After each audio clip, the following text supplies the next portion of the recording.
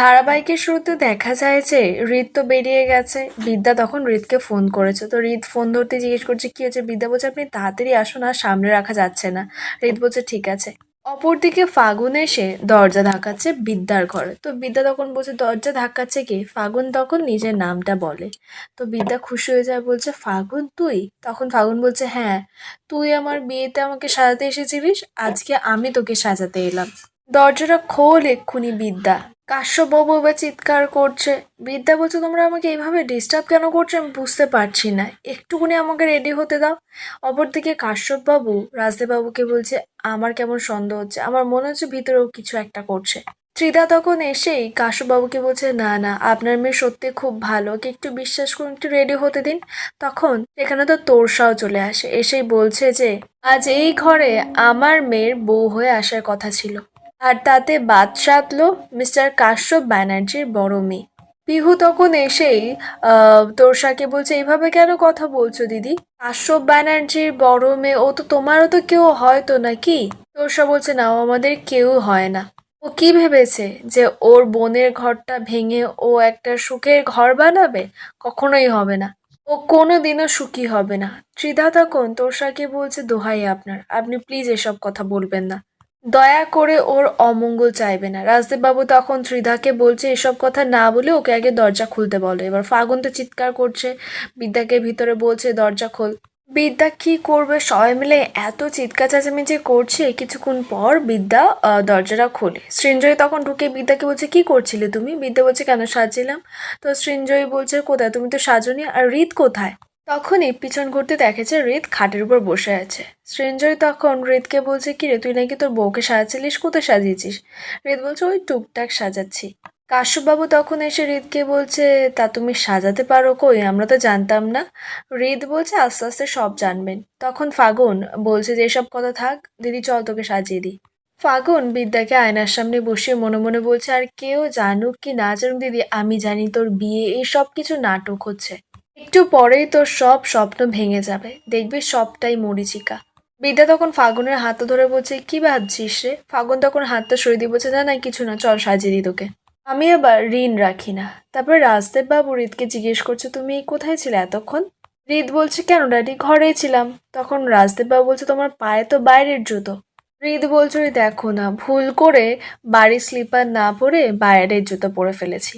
রাজদেব বাবু তো অনেক প্রশ্ন বলছে বাইরের জুতো এই ঘরে ঢুকলো কি করে, এটা তো আমার ঘর, তোমার জুতো এই ঘর ঢুকলো কি করে। হৃদ বলছে আরে কে জানে কখন আমি এই জুতো পরে এই ঘর ঢুকে পড়েছি। রাজদেব বাবু বলছে তুমি সত্যি কথা বলছো। হৃদ বলছে হ্যাঁ ড্যাডি, আমি তোমায় মিথ্যে বলে কি করব। রাজদেব বাবু বলছে ঠিক আছে। হৃদ ওখান থেকে চলে যেতে রাজদেব বাবু ফাগুনদেরকে বলছে তোমরা ওকে সাজাও। রুষা প্রীতি পায়েল আসে, এসে ফাগুনদের বলছে আমরাও সাহায্য করে দিই। এদিকে রাজদেব বাবু আর কাশ্যপ বাবু বিদ্যার ঘর থেকে বেরিয়ে যায়, আর যাওয়ার সময় সৃঞ্জয়কে বলে যায় আমরা বেরোচ্ছি, বিদ্যা কিছু জিজ্ঞেস করলে কিচ্ছু বলবে না, ঠিক আছে, যে আমরা কোথায় গেছি। সৃঞ্জয় জিজ্ঞেস করছে তা আপনারা কোথায় যাচ্ছেন। কাশ্যপবাবু তখন বলছে যে পিসিসিআই কলেজ।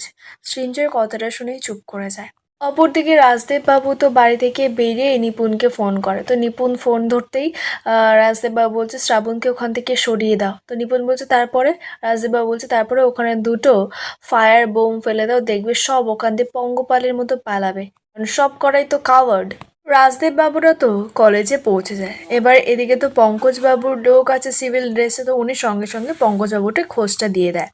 পঙ্কজবাবু সঙ্গে সঙ্গে বিদ্যাকে ফোন করে, তো বিদ্যা ফোন ধরতে পঙ্কজবাবু জানায় যে রাজদেব বাবু কাশ্যপ বাবু কিন্তু কলেজে চলে এসেছে। বিদ্যা বলছে কি কখন গেল। পঙ্কজবাবু বলছে এই তো সবে মাত্র ঢুকলো। আমি কিন্তু আপনাকে বলছি কিছু একটা কেওয়াস হবে কলেজে এবার।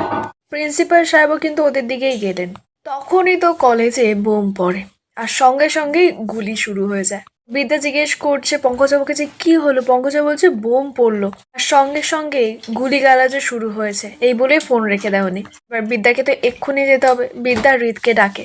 হৃদ আসতে বিদ্যা বলছে আপনি একটা কাজ করবেন, আপনার গাড়িটা বের করুন। সবাই মিলে তো এবার বিদ্যাকে আটকাচ্ছে, বিদ্যা যাতে কোনো মতেই না যায়। বিদ্যা তো কাউকে তোয়াক্কা করছে না। ফাগুন যখন বিদ্যাকে আটকায়, বিদ্যা তো এক চড় মেরেই ফাগুনকে ওখান থেকে বেরিয়ে চলে যায়। অপরদিকে সব স্টুডেন্টরা তো কলেজের মধ্যে ছোটাছুটি করছে, বোম পড়ছে, গুলিগোলা হচ্ছে বলে। মাস্টার মশাই তো চিৎকার চেঁচামেচি করছে, একা পড়ে গেছে, যেটা কি হচ্ছে, এটা তো একটা শিক্ষা প্রতিষ্ঠান, এখানে বোমা কেন, এটা একটা শিক্ষা প্রতিষ্ঠান, এখানে গুলি কেন চলছে। মাস্টারমশাই তো চিৎকার করছে যে এটা শিক্ষা প্রতিষ্ঠান না কি, এখানে কি হচ্ছে। তখনই তো হঠাৎ করে একজন স্টুডেন্ট মাস্টারমশাইকে ঠেলে ফেলে দিয়ে ওখান থেকে চলে যায়। তো মাস্টারমশাই চোখ থেকে চশমাটা পড়ে যায়, মাস্টারমশাই আর কিছু দেখতে পাচ্ছে না, চশমাও খুঁজে পাচ্ছে না। তখন আবার চিন্তা হয় ওনার রায়ার জন্য। অপরদিকে রায়া তো অঞ্জলিকে নিয়ে আছে। অঞ্জলি তখন রায়কে বলছে আমার মনে হচ্ছে তোকে কেউ ডাকছে। রায় বলছে কে? তখন অঞ্জলি বলছে তোর দাদু আসেনি তো আবার? রায় বলছে কি অবস্থা, এই অবস্থা দাদু এখানে কেন আসতে গেল? ওরা আবার ওদিকে গেছে। অপরদিকে বিদ্যা গিয়ে তো মাস্টারমশাইকে তোলে। তো মাস্টারমশাই বিদ্যাকে দেখে বলছে এ কি মা, তোমার এরকম রূপ কেন? তখনই বিদ্যা পিছন ঘুরতে দেখছে যে শ্রাবণ কপিল ওখান থেকে পালাচ্ছে। বিদ্যা দেখেই তো ওদেরকে চিৎকার করে ডাকে। বিদ্যা তখন চিৎকার করে ছাত্রছাত্রীদের বলছে যে কেউ কোথাও পালাবে না। বিদ্যা তো সকলের সামনে গিয়ে শ্রাবণকে একেবারে উধুম মাধুম পিটাচ্ছে, একেবারে কষিয়ে কষিয়ে চড় দিচ্ছে। কপিলও কিছু করতে পারে না বিদ্যার ওই রূপ দেখে। নিপুণ তখন এসে বিদ্যার মাথায় বন্দুক ধরে পিছন থেকে। স্টুডেন্টরা সেটা দেখেই চিৎকার করে বলছে এই ম্যাডামের দিকে বন্দুক ধরেছে। বিদ্যা তখন ওদেরকে বাঁচানোর জন্য বলছে তোমরা কেউ আসবে না এদিকে, সবাইকে তো সরে দাঁড়াতে বলছে বিদ্যা। বিদ্যা তখন বন্দুকটা ধরে নিপুণকে বলছে নে মার, আমাকে মার। তখনই তো সেখানে কাশ্যপবাবু রাজদেব বাবু আসে। তো বিদ্যা কাশ্যপবাবুকে বলছে ও মাই গড, এই তো মিস্টার কাশ্যপ ব্যানার্জি, সঙ্গে রাজদেব চ্যাটার্জিও চলে এসেছে। তা কাশ্যপবাবু দেখুন, আপনারই হায়ার করা গুন্ডা আপনার মেয়ের মাথায় বন্দুক ধরেছে, তাকে শুট করছে দেখুন। কাশ্যপবাবু তো চুপ করে আছে। বিদ্যা বলছে কি হলো, চুপ করে আছেন কেন? আপনার মেয়ের দিকে বন্দুক তাক করে রেখেছে। বিদ্যা তো সকলের সামনে নিপুণের বন্দুকটা নিজের মাথায় ধরে, বলছে মার আমাকে, শুট মি। এই বলেই তো বিদ্যা কষি একটা নিপুণকে চড় মারে। নিপুণ উঠে আবারও বন্দুকটা নিয়ে বিদ্যার দিকে তাক করে। ঠিক তখনই তো পঙ্কজবাবু এসে নিপুণের মাথায় বন্দুক ধরে আর নিপুণকে বলছে কি করছেন কি আপনি, রিভলভারটা দিন। কপিল তখন একজন গুন্ডাকে ইশারা করে ওদেরকে ঠেলে দেওয়ার জন্য। তো একজন গুন্ডা তো পঙ্কজবাবুকে ঠেলে দেয়। পঙ্কজবাবু পড়ে যেতেই সঙ্গে সঙ্গে হাত থেকে বন্দুকটা পড়ে যায়। তো বিদ্যা ওটা তুলে নেয়। তারপরেই নিপুণ বিদ্যার দিকে বন্দুক তাক করেছে আর বিদ্যা নিপুণের দিকে। বিদ্যা তখন বলছে আমি একজন অধ্যাপিকা, আমি এই কলেজের প্রফেসর, আমি এখানে পড়াতে আসি, কিন্তু আজকে আমার হাতে রিভলভার, যেখানে আমার হাতে বই থাকে। নিপুণ আমি কিন্তু শুট করতে পারি না, আমি কিন্তু বন্দুক চালিয়ে দেব। আমি এতটাও আনাড়ি নই যে আমি জানি না যে ট্রিগার প্রেস করলে গুলিটা বেরোবে না। ট্রিগার প্রেস করলে একটা না একটা তো গুলি বেরোবে, তাই বলছি নিপুণ আমি কিন্তু শুট করে দেব। বিদ্যা তারপরে কাশ্যপবাবুকে বলছে কি মিস্টার কাশ্যপ ব্যানার্জি, কি দেখছেন আপনি এখানে দাঁড়িয়ে? বিদ্যা চিৎকার করে কলেজের সবাইকে বলছে তোমরা এখানে দাঁড়িয়ে দাঁড়িয়ে কি দেখছো, তামাশা হচ্ছে কলেজে? প্রফেসর বিদ্যা ব্যানার্জি ভাত কাপড়ের অনুষ্ঠান হয়েছিল, তারপরে বউ ভাত হওয়ার কথা ছিল, সে সেই সাজে কলেজে আসতে বাধ্য হয়েছে। কলেজের একটা ইটও আমি খসতে দেব না, হোস্টেল তো আমি ভাঙতে দেবই না। মিস্টার রাজদেব চ্যাটার্জি আর কত টাকা আর কত প্রফিট করবেন আপনি? আর কত প্রফিট করবেন বলুন আমাকে। কাশ্যপবাবু তখন বিদ্যাকে বলছে বিদ্যা রিভলভারটা নামাও। বিদ্যা বলছে আমি তো ইচ্ছে করে রিভলভারটা ধরিনি বাবা, এই হাতে আমরা কলম ধরি, এই হাতেই আমরা ছাত্রছাত্রীদের বায়োলজির প্র্যাকটিক্যাল ক্লাস করাই, বিভিন্ন বায়োলজিক্যাল সাবজেক্ট পড়াই। ইচ্ছে করে তো আর রিভলভারটা ধরিনি।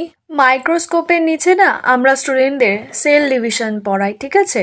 আমি তো ইচ্ছে করে রিভলভারটা ধরিনি। আজকে প্রফেসর বিদ্যা ব্যানার্জির হাতে রিভলভার। নিপুণ তোকে আমি বলছি রিভলভারটা ফেল। নিপুণ ভয় দেখাচ্ছে, বলছে আপনি রিভলভারটা নামান, যদি না নামিয়েছেন না তাহলে আমি কিন্তু আপনাকে গুলি করে দেবো এখানেই সকলের সামনে। আর আমার টার্গেট কিন্তু কখনোই মিস হয় না। বিদ্যা তো রাগের চোখে নিপুণের দিকে তাকিয়ে আছে, সঙ্গে বন্দুকটাও টার্গেট করে রেখেছে। যদি নিপুণ গুলিটা চালায় তো বিদ্যাও চালিয়ে দেবে নিপুণের দিকে গুলিটা। আর এখানেই আজকে পর্বের আপডেট শেষ হয়। দেখা হবে আগামী পর্বের আপডেটের সঙ্গে।